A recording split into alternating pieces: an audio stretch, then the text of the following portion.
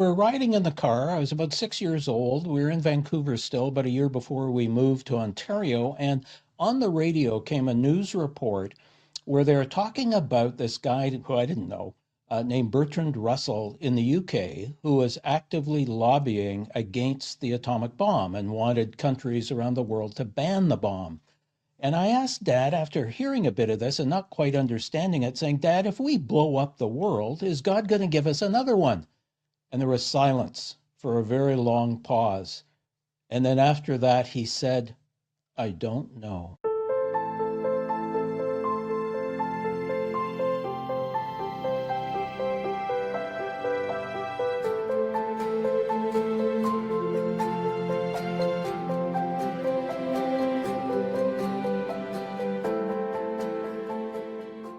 Greetings, my friends.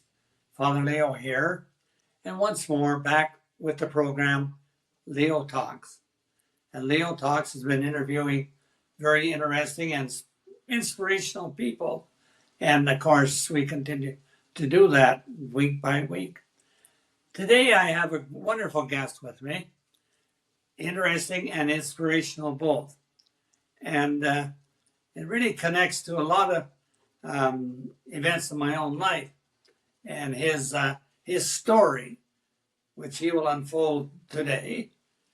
But because it is a very long story, we'll do one interview today, and in a few days we'll do interview number 2.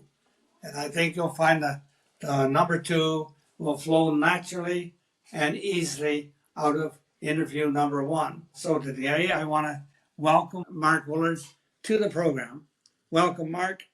Thank you very much, Leo. Great to be here. And Mark, we're going to be talking about your journey, and especially your faith journey, the development of your spirituality, and the various forces, influences, experiences that have brought you to where you are today. But also I know that you started off, which is a kind of a, doesn't happen every day, where we have somebody who is a PK. Do you know what a PK is? Preacher's kid. And I remember, Mark, I grew up in an Irish Catholic community. I didn't even know what a Protestant was. Then I went to high school, and of course, it's a wholly different thing with everybody coming. It was a big catchment basin, but there were 2 PKs in my classroom. One was a boy and one was a girl. And I remember the boy very well because he was very accepted. We never saw anything, just another classmate. But he had a feeling that to be accepted, if we were bad, he had to be badder to win popularity. So I saw that. And whereas the girl was very much into her particular denomination, and found it more difficult to connect. So the PK was, I saw the struggle they had. And so I'm wondering, how about your own experience of being the son of a United Church minister? What was it like for you as a kid to be the son of a United Church minister? What were some of the expectations that you felt within yourself? They may or may not have been from your family, but you felt them within yourself. Well, you know what? To be honest, Leo, I don't think I recall having pressure felt from my surroundings, the school, the teachers, my fellow students. The only one time I remember this story, the grade 6 Christmas pageant. The school principal and teachers knew that I was the son of a United Church minister, so I got picked out to play the role of Jesus in a reenactment of part of Matthew and the sheep and the goats. And my job in a sackcloth was to walk around and pantomime, knocking on doors, 3 different doors, saying, can I come in and warm myself and have a crust of bread? And got turned away from 2 doors in a row. And finally, at the 3rd door, may I come in and warm myself? And yes, I was welcomed in. And then at that point, I removed the pins from my sackcloth, and underneath was a white robe with a red sash that my mother had made for me. That I now gave that message about, you did this to the least of these, you've done it unto me. And so I was sort of playing Jesus in a what's the word, amateur kind of way. And I know that came because I was a PK, and I didn't enjoy the experience, frankly. It felt like an obligation, but there you go. The one other thought that just came to me, my mother one day, and I don't remember how old I was, called me her golden-haired boy. This sort of image that she had of me, that I would be good and maybe not perfect, but at least good, kind, generous, all those kinds of things. And I felt pressure from that when she said that that day. So funny how you brought that back to my memory. I feel like I'm in a bit of a counseling session here, Leo, but let's carry on with the Yeah. story. Well, that's an interesting part of your story, because the environment in which you're living. But you tell me that at a certain age, you had an image also of your father as a minister, that he knew a great deal of things, and you decided to find out, and you asked him a question, and you were surprised by his answer. What was that all about? Yeah, we're riding in the car. I was about 6 years old. We were in Vancouver still, about a year before we moved to Ontario. And on the radio came a news report where they're talking about this guy who I didn't know, named Bertrand Russell in the UK, who was actively lobbying against the atomic bomb and wanted countries around the world to ban the bomb. And I asked Dad, after hearing a bit of this and not quite understanding it, saying, Dad, if we blow up the world, is God going to give us another one? And there was silence for a very long pause. And then after that, he said, I don't know. And I thought, what? My dad, who knows everything, and especially everything about God because he's a minister, Yeah. didn't know the answer to this fundamental question, would God restore us if we mess things up? And so I went away from that deep in my soul, not thinking about it all the time, but this seed planted of needing to find out answers to big questions myself instead of always thinking they're going to be handed to me or given to me from some other source, expert, authority, whatever. And so that instilled that in me. And I also got this feeling in me that I needed correct answers. I didn't want mystery. I didn't want uncertainty. I wanted correct and true answers to my big questions. But the experience seems to me it was a blessing in disguise, because somehow it uncovered within your psyche, within your soul, that whole thing of questing, not just questioning, but questing for deeper meaning, and somehow have a sense that has played out in your life over the years of your life, that you continue to quest for meaning and answers and wrestle with questions. Absolutely. You've hit the nail on the head, and I wouldn't have realized that for a long time. That wasn't sort of my understanding of my own kind of motivation in life and purpose in life. But as I look back, that's absolutely the case. Uh-huh. And so, being that, having that awakening at that early age, looking back over your history, when can you see that you really started to bring that quest into your life and start questing and searching and for whatever it was, the questions that were in your soul that had you been awakened to?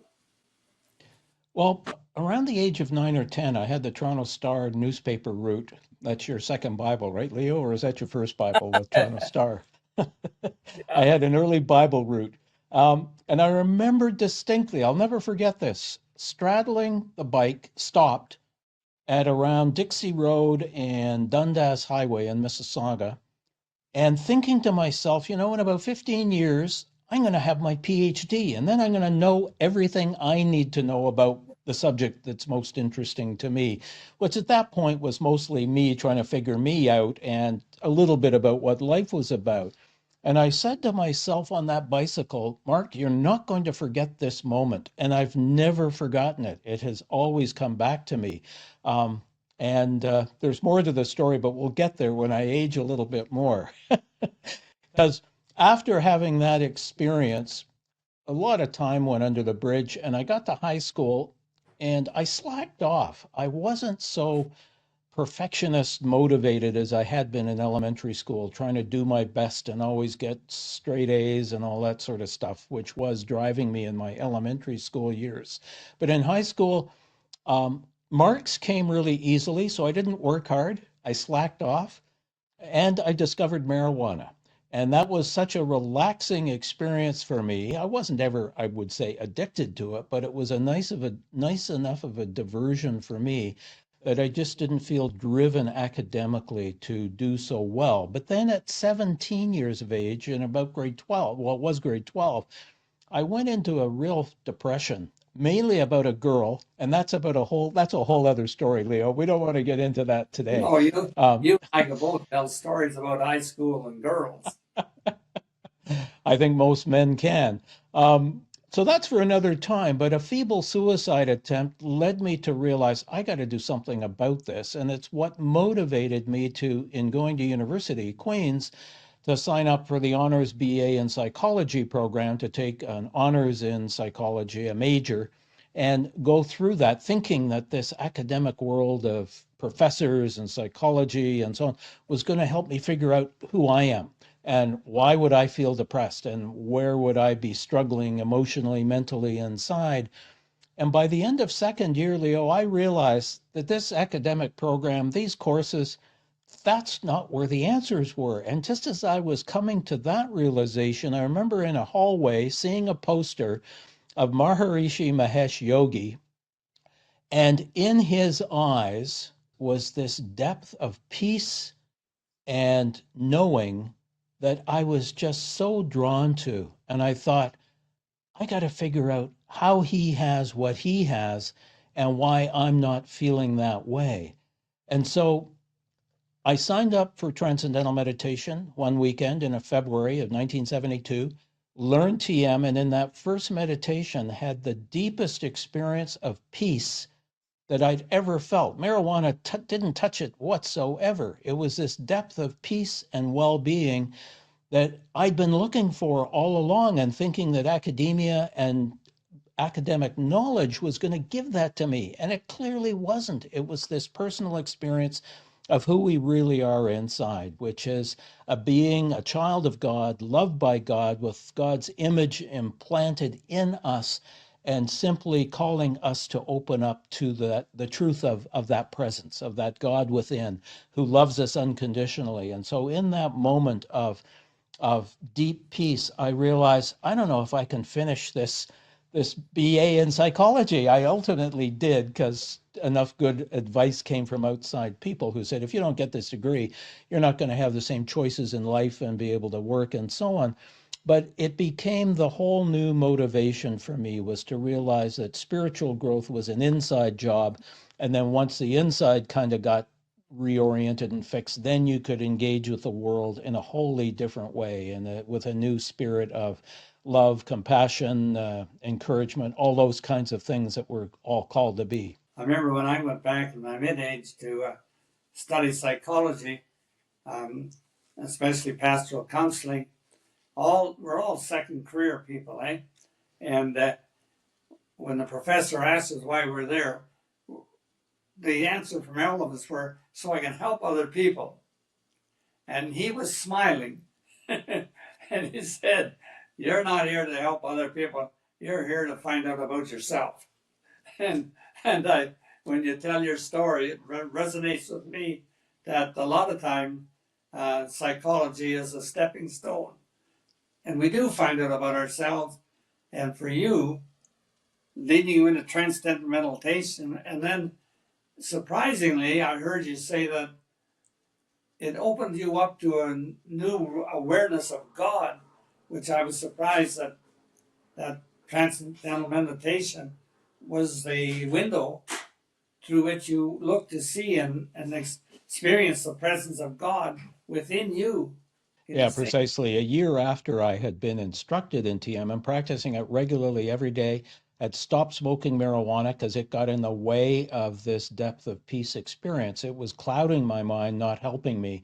So I let that go to the wayside. And a year after, I had this 30-minute overwhelming sense of energy of love and connectedness in the universe, in me, out of me, through me. My roommate came back half an hour into that half-hour experience. Mike came into the room and he said, "What are you on?" I said, "I'm not on anything. I'm just having this blissful, joyful, amazing experience." And when I looked at Mike and thought about anybody else, I could see this presence in him, in them. And I hadn't lost my mind. I even tried writing before he came into the room just to make sure I wasn't going crazy. And I could write stuff. And so I thought, okay, my mind hasn't completely gone. So I just went with this thing. And then from that time on, I became what I'd like to call myself a wannabe mystic. I was reading the mystical literature, Autobiography of a Yogi, a book by Thomas Kelly, Testament of Devotion, which is going to come up in another part of my story. And William Buck wrote a book called Cosmic Consciousness. And I read that book cover to cover and was starting to get a more an intellectual understanding of what this overwhelming spiritual experience had been. But I decided right then and there, I'm not going after my PhD. Given that the book learning for my BA had gotten me nowhere in terms of this Right. understanding of myself, I thought, no, I'm letting it go. And so that dream on my bicycle when I was 10 years old in 1960 about having my PhD, it just disappeared. And with no regret and no sort of sense of loss or having given something up. But I have a sense of it launched you, the, that whole experience, and I do call it a mystical experience, really launched you into another path of life that you've been following and pursuing ever since that. Yeah, absolutely. I completely shifted my orientation to what I wanted to do. I first wanted to get to a depth of understanding of this spirituality.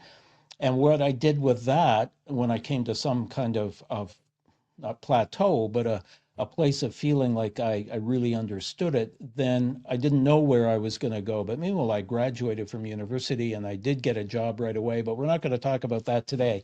We're going to hold off the whole work career life apart from that. Where it took me, though, Leo, is into this question of so churches. Where are churches in my experience of spirituality and Right. growth. And I want to go back to my childhood when my older sister, younger brother, had to go to church where dad was preaching as the minister in Vancouver, downtown Vancouver. And I hated the itchy gray shorts I had to wear. I hated Sunday school. And we went because we had no choice at that time. And then in 1956, Dad got a promotion or an invitation to come and work in communications at the head office of the church. So he moved to Mississauga from Vancouver so he could be commuting to Toronto every day. And so I kept going to his church, our church in Mississauga, Right. until the age of 12. And the confirmation course that my dad actually led, I got the confirmation of, you're now a United Church member of not quite adulthood, but, you're Right. whatever. And I took that as graduation from Oh, yeah. church. And so I stopped attending regularly just because it just didn't seem to feed me particularly. And my parents blessed me no longer going on a regular basis to church because I had this confirmation in hand. So Right. whatever, I didn't really understand all that part. Were you surprised, or even looking back today, are you surprised that your parents gifted you with that freedom to no longer attend the church? Absolutely. My father, yes, a minister, yes, a very serious and almost too serious kind of guy, did not impose his beliefs and his perspective on any of us. He didn't force any of us to to think any particular way. He was very, what's the word, just open-minded, and would engage in discussion, but without any dictatorial kind of stuff. The only thing we did as kids, that was more my mother than my father, was say our prayers before bed every night, and of course say grace at every meal.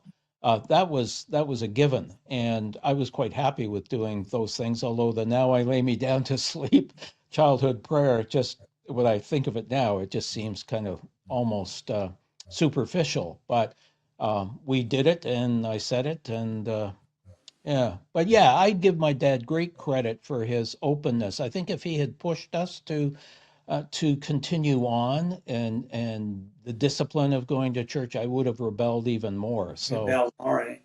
yeah. Yeah. Yeah, it's interesting to talk about.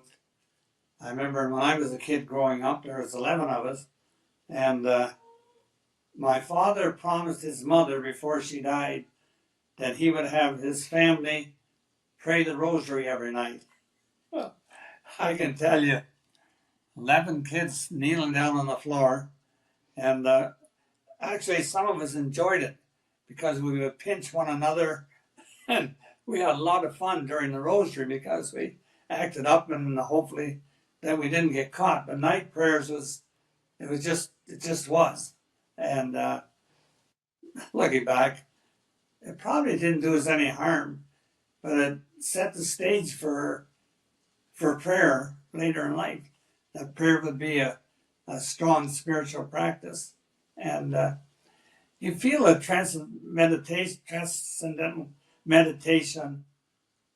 This seemed to have been a big key in your life, though, that it really did open you up and give you that mystical experience.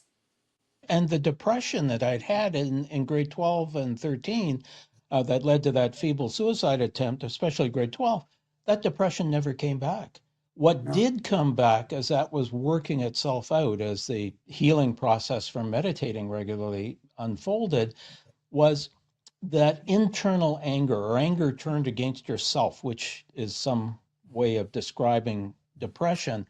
I became angry outward, and no, I would quickly react whatever negatively to things around me, situations or people or whatever, that was now projecting the anger out. And it took some time of regularly meditating for that to kind of resolve and get into a more normal, controlled situation.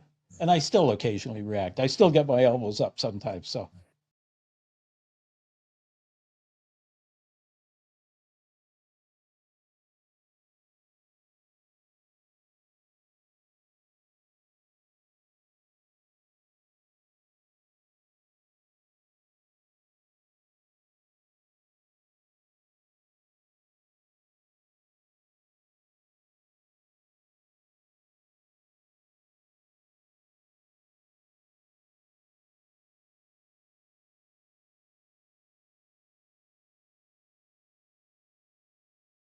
yeah, that's correct. Yes.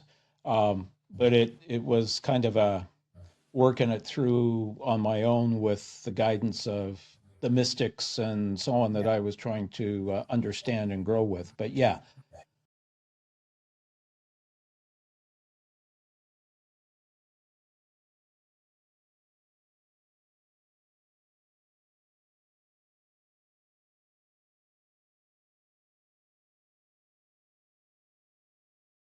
not so much individuals, but the systems, and in particular, the presence of poverty and the welfare system in Ontario became a focus for my future career, and where I felt like a rich society like Ontario should be able to do right by people who are single parents, the disabled, people, whether mental or physical, that we should be able to support people in those situations to the extent that they need that support. And a wealthy society should be able to help the poorest and the most vulnerable. So that became a kind of an underlying motivation for me, career wise and purpose in life wise, was to try to get the system repaired, as it were.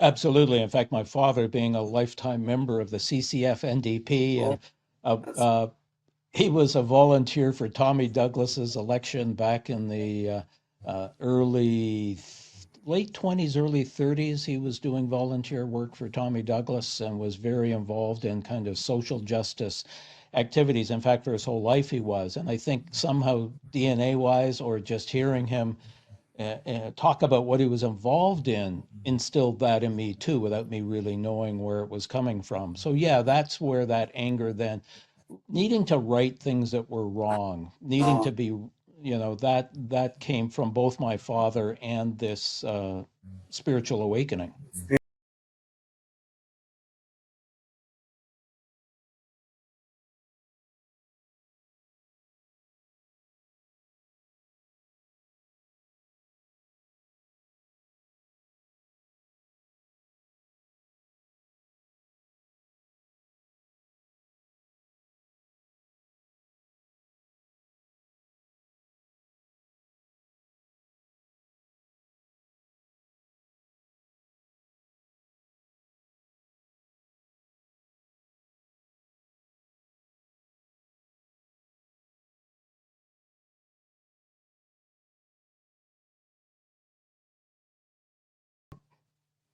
Well, I'm a wannabe mystic, Leo. There are days where I feel far, far away, but there are other days where I feel so close I can just taste it. So it's taste it.